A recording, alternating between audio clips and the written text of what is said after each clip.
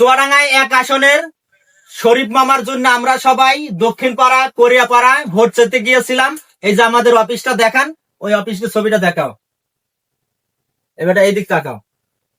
আসলে দক্ষিণ পাড়া কোরিয়াপাড়া বঙ্গজ পাড়া আমরা ভোট চাইতে গেলাম এই যে ভাইয়ের উদ্যোগে, ভাই সাধু ভাইকে ডেকেছে, ভাইয়ের হিসাবে এই অফিসটা চলে।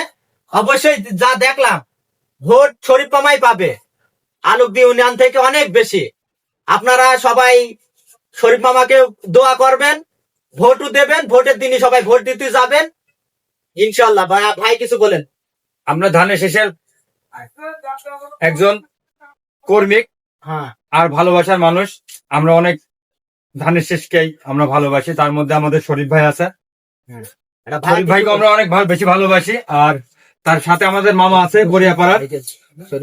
আমাদের মামার কাছ থেকে কিছু আমরা শুনতে চাই। আমরা তো আজকে ভোট অনেক চেয়েছি বা আমরা অনেক কষ্ট করছি আমাদের ধানের শেষের প্রতীকের জন্য।